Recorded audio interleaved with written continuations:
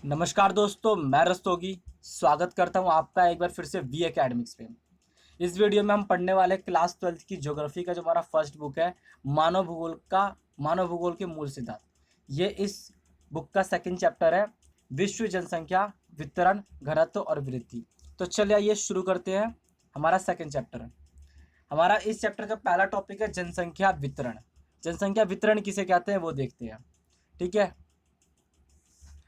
भूपृष्ठ पर लोग किस प्रकार से वितरित है उसे ही हम जनसंख्या वितरण कहते हैं। यानी जो धरती है, हमारी पृथ्वी है, उस पर लोग किस प्रकार से रह रहे हैं उसे ही हम क्या कहते हैं, जनसंख्या वितरण कहते हैं। नहीं, जो जनसंख्या है जो विश्व की, वो किसी भी स्थान की हो सकती है, वो किस प्रकार से रह रही है उसे हम क्या कहेंगे, जनसंख्या वितरण कहते हैं। आई होप आपको समझ आया हो जनसंख्या वितरण। अगर हम बात करें भारत में जनसंख्या वितरण का प्रतिरूप कैसा है, विश्व में जनसंख्या किस प्रकार से वितरित है विभिन्न स्थानों पर। तो एक भूगोलवेता हुए हैं, उनका कहना है, उनका नाम है जेवी क्रेसी। उनका कहना है कि जो एशिया है ना, एशिया महाद्वीप है, उसमें बहुत अधिक स्थानों पर बहुत कम लोग रहते हैं, और बहुत कम लोगों पर बहुत कम स्थानों पर बहुत अधिक लोग रहते हैं। उनका कहना है कि धरती का जो एशिया का एक बहुत बड़ा इलाका ऐसा है जहाँ पे बहुत ही कम लोग रहते हैं, और लेकिन एक छोटा सा इलाका जिसमें बहुत ज़्यादा लोग रहते हैं। ठीक है, और ये एशिया के बारे में कही है, लेकिन ये जो बात है ना, ये विश्व की जनसंख्या पर भी पूरी तरह से लागू होती है। विश्व की जो 90% जनसंख्या है, वो जो हमारा रहने का स्थान है पृथ्वी पर, उसकी सिर्फ 10% स्थान पर ही निवास करती है। और पूरी दुनिया का, पूरे संसार का केवल 10 देशों में ना दुनिया की 60% जनसंख्या निवास करती है। ठीक है, और इसमें से जो 6 देश है वो तो एशिया के ही है, जैसे भारत हो गया, चीन हो गया, पाकिस्तान हो गया, बांग्लादेश हो गया, इंडोनेशिया हो गया। ठीक है, ये जो देश है ये क्या है, ये सारे देश एशिया के हैं, जहाँ पर एशिया के देश है जहाँ पे बहुत अधिक जनसंख्या निवास करती है। विश्व की जो 85% जनसंख्या है वो उत्तरी गोलार्ध में रहती है, और 15% जनसंख्या दक्षिणी गोलार्ध में निवास करती है। ये विश्व की जनसंख्या का प्रतिरूप है वितरण का, कि किस प्रकार से जनसंख्या वितरित हो रखी है विश्व स्तर पर। ठीक है, विश्व का अति विशाल क्षेत्र विरल है, और जबकि छोटा क्षेत्र क्या है, बहुत ही आबादी वाला देश है, आबादी वाला क्षेत्र बन चुका है हमारा। बहुत ही कम स्थान पर बहुत अधिक लोग रह रहे हैं, और बहुत बड़े स्थान पर बहुत कम लोग रह रहे हैं। ठीक है, ये जनसंख्या का हमारा वितरण का प्रतिरूप है। ठीक है, विश्व में। अब हमारा अगला आता है, जो जनसंख्या वितरण है, इसको प्रभावित करने वाले कारक कौन कौन से हैं। यानी जो जनसंख्या में हमको इतनी विविधता, वितरण में इतनी विविधता दिखाई दे रही है कि बहुत अधिक लोग बहुत बड़े स्थान पर बहुत कम लोग रह रहे हैं, और बहुत छोटे से स्थान पे बहुत अधिक लोग निवास कर रहे हैं। तो ऐसा क्यों है, वही हम हमसे कारण बता रहे हैं। तो पहला कारण हमारा हो सकता है भौगोलिक कारक। पहला कारक क्या, भौगोलिक कारक। भौगोलिक कारक में हमारे 4 कारक आते हैं। तो जल की उपलब्धता, हमको आसानी से जल मिल जा रहा है। जल क्या है, जल ही जीवन है। ऐसे जगह पर जहाँ हमें आसानी से जल मिल जाता है, पानी मिल जाता है, वहाँ पे लोग रहना पसंद करेंगे, क्योंकि वहाँ पर रह के लोग अपने बहुत सारे कार्य कर सकते हैं, जैसे कृषि हो गया, उद्योगों की कार्य हो गए। ठीक है, और भी घरेलू कार्य, औद्योगिक कार्य, बहुत सारे कार्य हम कर सकते हैं जिसमें हमें को जल की आवश्यकता होती है। तो एक हमारा पहला कारण बन जाता है जल। दूसरा हमारा भू आकृति। दूसरा क्या, हमारा भू आकृति। जो हमारी भूमि है, वो हम ऐसे जगह पे मनुष्य रहना पसंद करेगा जो समतल हो। ज्यादा उबड़ खाबड़ पे, पहाड़ों पे लोग रहना पसंद नहीं करते हैं, क्योंकि वहां तो ना तो जीवन सरल हो पाता और ना ही कृषि। क्योंकि ये क्या है, पहाड़ी इलाका ज्यादा पथरीला इलाका होता है, जहां पर हमको खेती नहीं कर पाते, क्योंकि मृदा उपजाऊ नहीं होती, जो कृषि योग्य नहीं हो पाती है। तो ज्यादातर लोग समतल क्षेत्रों में, मैदानी क्षेत्रों में रहना पसंद करते हैं, क्योंकि वहां पे एक तो रहन जीवन आसान हो जाता है, जल की उपलब्धता हो जाती है, प्लस हमको एक उपजाऊ मृदा मिल जाती है, जिससे हम खाने के अपना भोजन कर सकते, कृषि कर सकते हैं, जो कि हमारी भोजन संबंधित आवश्यकताओं की पूर्ति कर सकता है। तीसरा हमारा है मृदा। मृदा क्या होता है, मृदा मतलब लोग ऐसी मृदा वाले क्षेत्रों में रहना पसंद है जो कि उपजाऊ हो, क्योंकि वहां से हमको उपजाऊ मृदा से हमको क्या, कृषि का आधार बनता है, हमको कृषि कर पाते हैं, और हम फसल उगा पाते हैं, और अपनी आवश्यकताओं की पूर्ति कर पाते हैं हम। ठीक है, उसके बाद हमारा आ रहा है जलवायु। जलवायु क्या है, लोग ऐसे क्षेत्रों में रहना पसंद करते हैं जहाँ की जलवायु क्या होती है, जहाँ की जलवायु अनुकूल होती है। ठीक है, हमारे शरीर के अनुकूल होती है, हम वहां पर रहना पसंद करते हैं, जहां पर ना तो बहुत अधिक सर्दी हो, और ना ही जहाँ पे बहुत अधिक गर्मी हो। हम इसके बीच का जो एरिया होगा वहां पे रहना पसंद करेंगे, जहाँ पे हमको नॉर्मल एक टेम्परेचर और जलवायु मिल जाए, ताकि हमारा जीवन यापन करना आसान हो। तो ये तो होगा हमारे भौगोलिक कारक। अब हम बात करते हैं अपने आर्थिक कारक की। आर्थिक कारक कौन कौन से हो सकते हैं? तो पहला हो गया आर्थिक कारक, वो है औद्योगिकरण।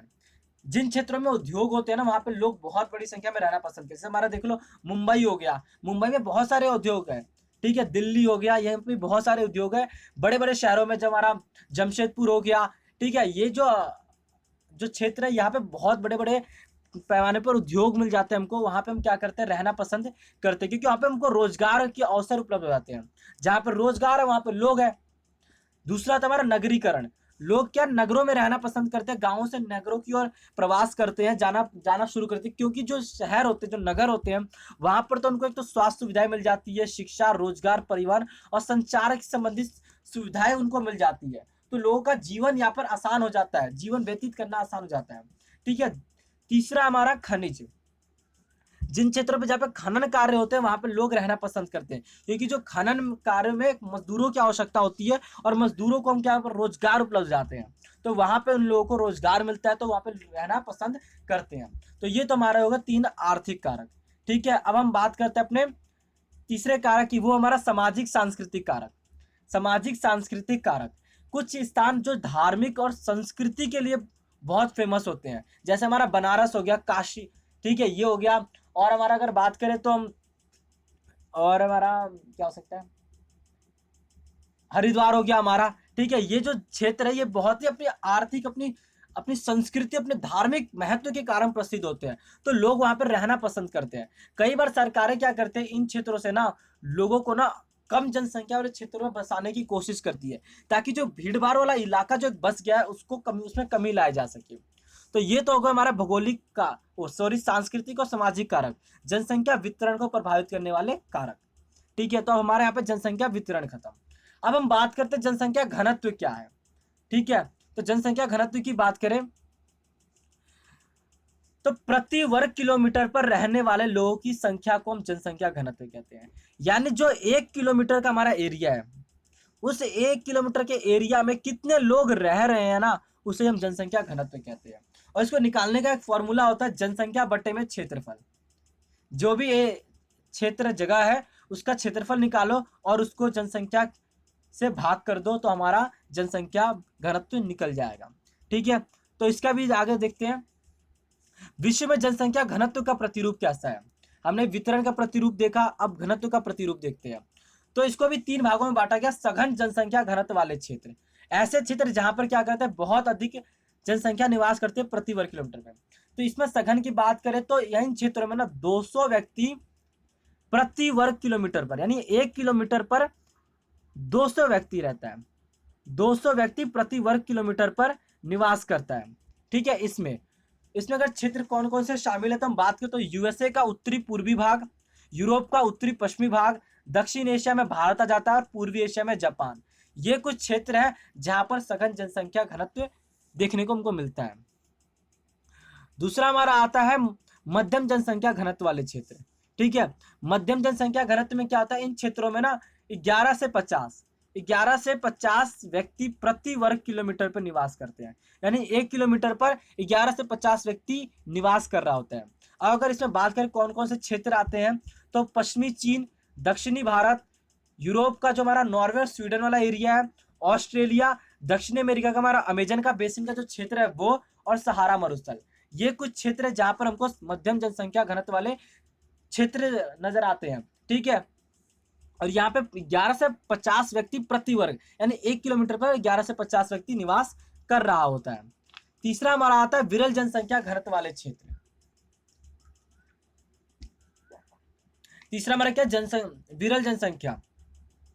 इन क्षेत्रों में क्या होता है, यहाँ पे ना कम से कम ना एक या उससे भी कम, एक या फिर उससे भी कम, यानी 0 से हम 1 भी कह सकते हैं, 0 से 1 व्यक्ति 1 किलोमीटर पर निवास कर रहा होता है। यानी बहुत बड़ा एरिया क्या होता है, खाली हो जाता है। तो ये कौन सा क्षेत्र होता है, तो उत्तरी और दक्षिणी ध्रुवों वाला क्षेत्र।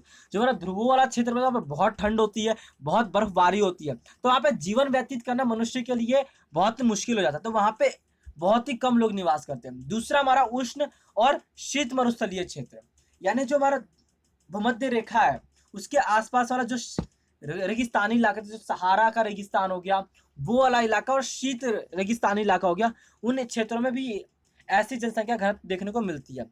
दूसरा हमारा पर्वतीय क्षेत्र, और तीसरा विषुवत वृत्त रेखा के अति वर्षा वाला क्षेत्र है। ऐसा क्षेत्र विषुवत रेखा के आसपास वाला जहाँ पे बहुत अधिक वर्षा होती है, वहां पे भी हमको जनसंख्या घनत्व कितना मिलता है, 1 या उससे भी कम मिलता है। ठीक है, तो ये हो गया हमारा जनसंख्या घनत्व का प्रतिरूप।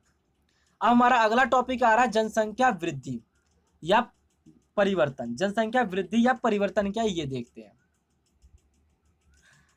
तो किसी क्षेत्र वृद्धि या परिवर्तन है क्या वो देखते हैं। पहले अगर बात करें किसी क्षेत्र में एक निश्चित समय अवधि के दौरान बसे हुए लोगों की संख्या में परिवर्तन को हम क्या कहते हैं, जनसंख्या वृद्धि कहते हैं। इसको समझते कैसे। एक क्षेत्र हमारा मान लीजिए एक क्षेत्र है, ठीक है, यहां पर एक्स ईयर में 200 व्यक्ति निवास कर रहे थे, और वाई ईयर में, अगले ईयर में अगर बात करें तो इसमें हम 210 व्यक्ति जनसंख्या हमको वृद्धि देखने को मिलती है। ठीक है, तो 10 लोगों का परिवर्तन हुआ। सबसे पहले देखें परिवर्तन तो हुआ इनकी जनसंख्या में, पहले 200 थे अब 210 हो गए, तो परिवर्तन हमको एक देखने को मिल गया। अगर हम बात करें यहीं पे घट के अगर ये 190 हो जाता तो भी हमको परिवर्तन देखने को तो मिल ही रहा है। तो जब किसी क्षेत्र की जनसंख्या में एक निश्चित समय के बाद परिवर्तन आता है तो उससे हम क्या कहते हैं, जनसंख्या वृद्धि कहते हैं। ये नकारात्मक और सकारात्मक दोनों हो सकती है। जैसे हमने देखा नकारात्मक मतलब जनसंख्या में कमी आ रही है, और धनात्मक मतलब वृद्धि हो रही है, बढ़ोतरी हो रही है। तो ये दोनों प्रकार का हो सकता है। इसे हम प्रतिशत में व्यक्त करते हैं, कितने प्रतिशत जनसंख्या में वृद्धि हुई या कितने प्रतिशत जनसंख्या में हमको कमी देखने को मिली। जनसंख्या परिवर्तन जो है ना किसी समाज की आर्थिक प्रगति, सामाजिक उत्थान, ऐतिहासिक और सांस्कृतिक उन्नति का सूचक होता है। इसका कहने का मतलब है कि जनसंख्या अगर बढ़ रही है तो जरूर वहां पे आर्थिक गतिविधियां बढ़ रही है, तभी तो लोग वहां पे आ रहे हैं काम धंधा करने के लिए। अगर कमी भी आ रही है तो आर्थिक प्रगति नहीं हो रही है, क्योंकि लोग उसको छोड़ कर जाना चाहते हैं। सामाजिक उत्थान की बात करें तो सामाजिक संस्कृति, सामाजिक परंपराएं, जो रीति रिवाज, कायदे कानून है, उसमें जरूर सुधार हो रहा है, तभी उनमें लोगों की हमको जनसंख्या वृद्धि देखने को मिल रही है। तो ये हो गया हमारा जनसंख्या वृद्धि। तो अगर हम देश की बात करें, देखो जो पहला बुक है ना वो हमारा विश्व स्तर पे बात करता है। तो विश्व में सबसे अधिक जनसंख्या वृद्धि वाला देश कौन सा है, यानी ऐसा देश जहाँ पे बहुत सबसे अधिक जनसंख्या वृद्धि होती है, तो वो है लाइबेरिया। और सबसे कम जनसंख्या वृद्धि वाला देश वो है लैटविया। अगर हम बात करें सबसे अधिक जनसंख्या वृद्धि वाला महाद्वीप कौन सा है, तो वह है अफ्रीका। और सबसे कम जनसंख्या वृद्धि वाला महाद्वीप है यूरोप। ठीक है, तो ये हमारे क्या होगा, जनसंख्या वृद्धि वाले देश और महाद्वीप, कम या ज्यादा। ठीक है, तो ये हो गया हमारा। अब देखते हैं जनसंख्या परिवर्तन या जो वृद्धि है उसे घटक कौन कौन सकते हैं, किन कारणों की वजह से हमारे जनसंख्या जो है उसमें हमको परिवर्तन देखने को मिलता है, ऐसे कौन कौन से कारण है। तो चलिए देखते हैं पहला कारण। पहला कारण है हमारा अशोधित जन्म दर। ठीक है, जिसको हम CBR कहते हैं शॉर्टकट में। तो इसको देखते हैं, अशोधित जन्म दर को किसी क्षेत्र में किसी वर्ष के दौरान, किसी क्षेत्र में किसी वर्ष के दौरान प्रति 1000 स्त्रियों पर जीवित जन्म बच्चों के रूप में व्यक्त किया जाता है। यानी एक स्थान है, मान लो एक्स ए नाम का एक स्थान है, वहां पर एक वर्ष में एक वर्ष के दौरान प्रति 1000 महिलाओं द्वारा कितने जीवित बच्चों को जन्म दिया गया, उससे ही हम क्या कहेंगे, अशोधित जन्म दर कहते हैं। ठीक है, तो इसका एक फॉर्मूला आप देख सकते हो यहाँ पे, अशोधित जन्म दर बराबर किसी वर्ष विशेष में जीवित जन्म बटे में किसी वर्ष में किसी क्षेत्र में वर्ष के मध्य की जनसंख्या और गुणे में 1000। ये क्या हमारा जनसंख्या अशोधित जन्म दर। ठीक है, अब हम बात करें अशोधित मृत्यु दर, जो हमारा दूसरा घटक है। अशोधित मृत्यु दर को किसी क्षेत्र में किसी वर्ष के दौरान प्रति 1000 जनसंख्या के पीछे मृतकों की जनसंख्या के रूप में व्यक्त किया जाता है। यानी 1000 जनसंख्या में से किसी एक विशेष वर्ष के दौरान 1000 जनसंख्या में से कितने मृतकों की संख्या, कितने लोगों की मृत्यु हुई या बच्चों की, उसको हम अशोधित मृत्यु दर कहते हैं। इसका ही फॉर्मूला आप देख सकते हो यहाँ पे, अशोधित मृत्यु दर किसी वर्ष विशेष में मृतकों की संख्या बटे में उसी वर्ष के मध्य की जनसंख्या और गुणे में 1000। ठीक है, तो ये हमारा फॉर्मूला जाता है अशोधित मृत्यु दर का। तो दूसरा घटक ये हो गया। तीसरे घटक की बात करें, तीसरा घटक है हमारा प्रवास। तीसरा घटक क्या हमारा प्रवास है। तो जनसंख्या प्रवास क्या होता है, जनसंख्या का एक स्थान से दूसरे स्थान पर आवागमन प्रवास कहलाता है। जब जनसंख्या किसी एक स्थान से दूसरे स्थान पर जा रही है या फिर आ रही है तो उसे हम क्या कहेंगे, जनसंख्या, तो उसे हम प्रवास कहते हैं। और देखो जो प्रवास होता है ना, जिस स्थान से गमन करता है लोग, लोग जिस प्रकार से गमन कर, जिस स्थान से, मान लो ये ए स्थान से लोग जा रहे हैं, तो जो हमारा ए स्थान जो होगा ना, ये हमारा उद्गम स्थल कहलाता है। और ए से वो बी पे जा रहे हैं तो बी क्या होगा, हमारा गंतव्य स्थल कहलाता है। ठीक है, लेकिन जो हमारा उद्गम स्थल होता है ना, वो जनसंख्या में कमी को दर्शाता है, क्योंकि लोग इसको छोड़ के बी पे जा रहे हैं। और जो बी होता है ना, जो हमारा गंतव्य स्थल होता है, वो जनसंख्या वृद्धि को दर्शाता है। क्यों? क्योंकि यहाँ पे जनसंख्या आ रही है। ठीक है, तो ये हमारा जनसंख्या वृद्धि को प्रभावित करने, वो जनसंख्या वृद्धि के घटक हो गए, जो हमारा तीसरा है। तीसरा घटक क्या था हमारा, प्रवास। ठीक है, अब हम बात करें अपने अगले टॉपिक की ओर बढ़ते हैं। तो जो हमारा प्रवास हमने पढ़ा, प्रवास को प्रभावित करने वाले कारक कौन कौन सकते हैं, किन कारणों की वजह से प्रवास हो रहा है, ऐसे कौन से कारक हमारे पास रीजन आते हैं जिसकी वजह से हम लोग जो है वो एक स्थान से दूसरे स्थान पर जाने को मजबूर हो जा रहे हैं या फिर जा रहे हैं स्वेच्छा से भी। ठीक है, तो वो कारण देखते हैं। तो पहला जो कारक, हम दो कारक हो सकते हैं, एक होता है प्रतिकर्ष कारक, एक होता है अपकर्ष कारक। प्रतिकर्ष का मतलब होता है ढकेलना। ठीक है, और दूसरा है हमारा अपकर्ष, वो है आकर्षित करना, खींचना। तो ऐसे कौन से, हम पहले प्रतिकर्ष कारक देखते हैं, ऐसे कौन से कारण, ऐसे कौन से कारण, रीजन हो सकते हैं जिसकी वजह से लोग किसी स्थान को छोड़कर जाने के लिए मजबूर हो रहे हैं। तो एक तो रहन सहन की निम्न दशाएं हो सकती है, वहां पे लोगों को मूल सुविधाएं ही नहीं मिल रही है कि वो अपना जीवन व्यतीत कर सके। राजनीतिक उपद्रव हो सकता है, प्रतिकूल जलवायु, जलवायु ऐसी हो गई जहाँ पे हमको जीवन व्यतीत करना मुश्किल हो जा रहा है। जहाँ पे अगर मान लो बहुत अधिक गर्मी हो गई है, फिर बहुत ज्यादा बरसात हो रही है। ठीक है, प्राकृतिक विपदाएं हो सकती है, कुछ ऐसे प्राकृतिक विपदाएं जैसे बाढ़ हो गया, सुनामी, भूकंप। ठीक है, बिजली का गिरना, ये कुछ प्राकृतिक घटनाएं हैं जिसकी वजह से लोग उस स्थान को छोड़ने पर मजबूर हो जाते हैं। अगला हमारा महामारी हो सकता है।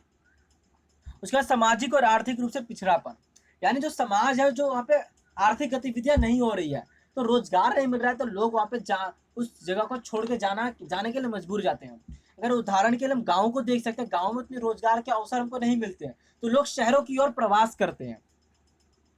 अपकर्ष कारक हम देखते हैं कौन कौन से हो सकते हैं जो खींचता है लोगों को अपनी तरफ आने के लिए।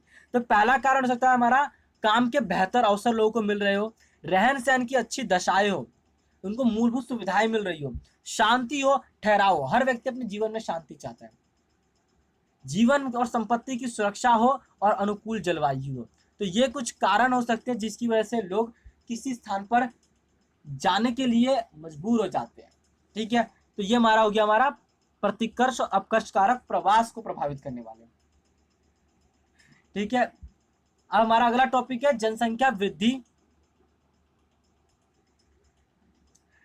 जनसंख्या वृद्धि की प्रवृत्तियां कैसी रही विश्व स्तर पर अगर हम बात करें तो देखो आज जो हम देखते हैं जनसंख्या, अगर हम बात करें तो लगभग 600 करोड़ है अकॉर्डिंग टू एनसीईआरटी बुक। ठीक है, ये एनसीईआरटी बुक के अकॉर्डिंग बता रहा हूँ।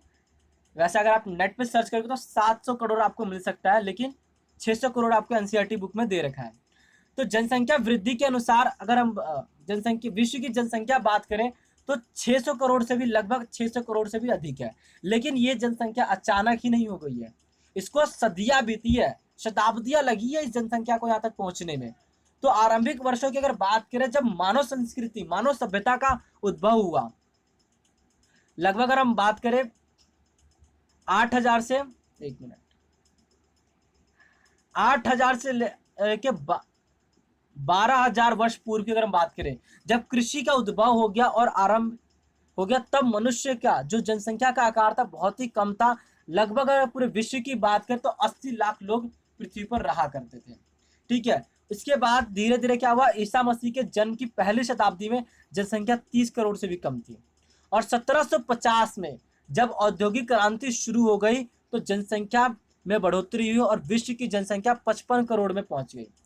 और अगर हम पिछले 100 साल की बात करें तो सबसे अधिक जनसंख्या में वृद्धि हमको देखने को मिली है। तो ये तो हमारा हो गया जनसंख्या वृद्धि की प्रवृत्तियां जो कि हमको देखने को मिलती है। अब जनसंख्या वृद्धि का प्रभाव क्या हो सकता है? जनसंख्या वृद्धि बढ़ तो रही है तो उसके कुछ ना कुछ दुष्प्रभाव होते हैं। तो पहला अगर दुष्प्रभाव की बात करें तो संसाधनों का हमारा क्या होता है? अति दोहन होता है, बहुत ज्यादा उसका तीव्र गति से दोहन होता है, क्योंकि मांग बढ़ जाती है जनसंख्या बढ़ने से, तो हमारे पास सप्लाई की कमी हो जाती है। जब सप्लाई कम होता है तो हम बहुत अधिक संसाधनों का उपयोग करने के लिए डिमांड को पूरा करते हैं। ठीक है, HIV जैसी घातक बीमारियों का फैलाव हो रहा है, बेरोजगारी बढ़ रही है और निर्धनता का विस्तार हो रहा है, क्योंकि लोगों को जनसंख्या ज्यादा है और काम के अवसर कम है, तो बेरोजगारी बढ़ेगी। और जब बेरोजगारी, लोग बेरोजगार है तो कमा नहीं रहे, तो गरीबी तो आएगी ही आएगी। कुपोषण और खाद्य संबंधित समस्याएं हमको देखने को मिल जाती है। पर्यावरण का क्षरण हो रहा है, पर्यावरण को नुकसान पहुंच रहा है हमारी गतिविधियों से। आर्थिक विकास अवरुद्ध हो जा रहा है, क्योंकि जनसंख्या हमारे पास ज्यादा है तो सरकार ज्यादातर उस जनसंख्या का पालन पोषण करने में ही अपना पैसा खर्च कर देती है, तो देश का विकास करने में नहीं कर पाती है, आर्थिक विकास हो ही नहीं पाता है वो।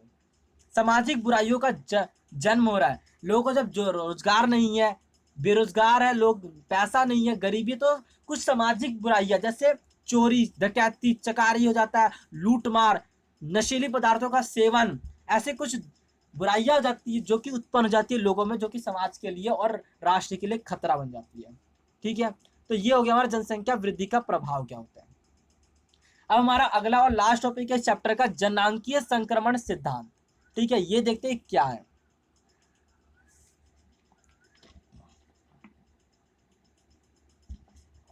जनांकीय संक्रमण सिद्धांत क्या है?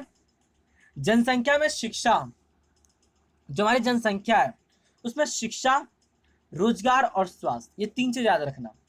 शिक्षा, स्वास्थ्य और रोजगार से संबंधित अगर जनसंख्या में कुछ परिवर्तन आ रहा है तो उसी परिवर्तन को हम जनसंख्या का संक्रमण सिद्धांत कहते हैं। अगर शिक्षा के द्वारा, रोजगार के द्वारा और स्वास्थ्य के द्वारा जनसंख्या में परिवर्तन आता है तो उसे हम जनसांख्यिकीय संक्रमण सिद्धांत कहा जाता है। और ये जो परिवर्तन होता है ये अवस्थाओं में होता है, और इसे हम सामूहिक रूप से जनांकीय चक्र कहते हैं। इसमें क्या होता है, जो जनसंख्या होती है हमारी गांवों से शहरों की ओर, अशिक्षित से शिक्षित की ओर, खेतिहर से औद्योगिक की ओर बढ़ती है।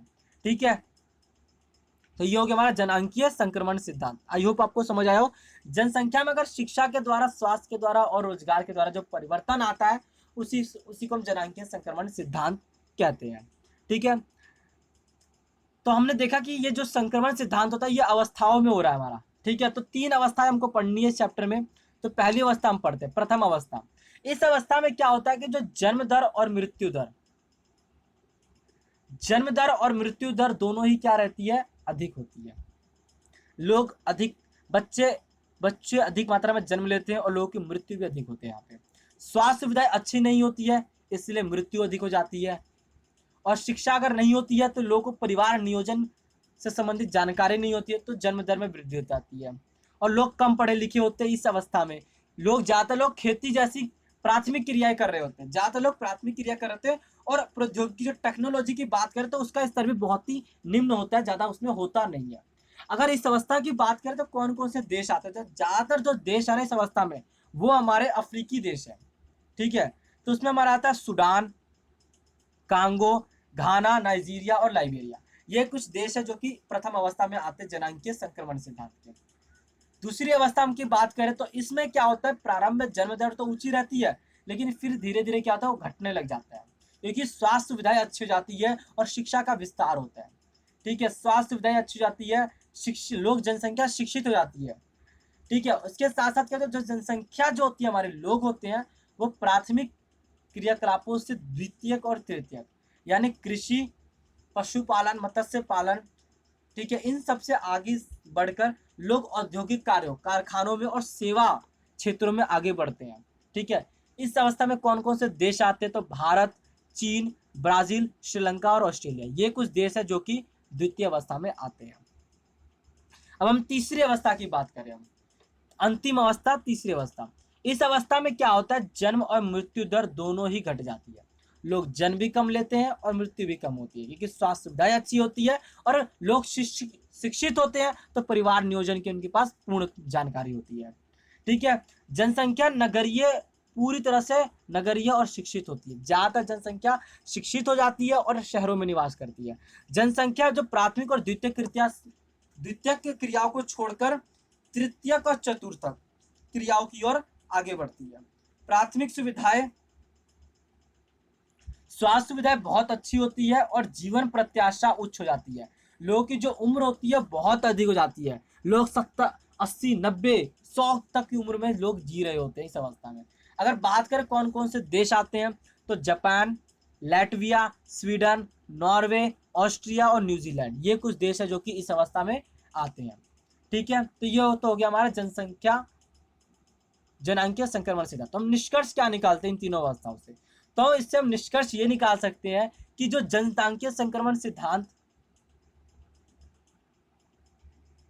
जनांकीय संक्रमण सिद्धांत से ना हम भविष्य की जनसंख्या का पूर्वानुमान लगा सकते हैं। ठीक है, पूर्वानुमान लगा सकते हैं, हम ये भविष्यवाणी कर सकते हैं कि जो जनसंख्या होगी वो कैसी होगी भविष्य में। और साथ ही मनुष्य जाति अपनी प्रजननशीलता का समायोजन कर सकता है, यानी परिवार नियोजन करके जनसंख्या को वो नियंत्रित कर सकता है। तो इससे हम ये निष्कर्ष निकालते हैं। तो यहाँ पे हमारा जो सेकंड चैप्टर है जनसंख्या वितरण, घनत्व एवं वृद्धि, ये हमारा खत्म हो रहा है। ठीक है, अगर वीडियो आपको अच्छी लगे तो लाइक कीजिएगा और इसको ज्यादा शेयर कीजिए। अगर आप हमारे चैनल पर नए आए हो तो इस चैनल को सब्सक्राइब जरूर कीजिएगा। मैं मिलूंगा आपसे अगले वीडियो में, तब तक के लिए जय हिंद, जय भारत।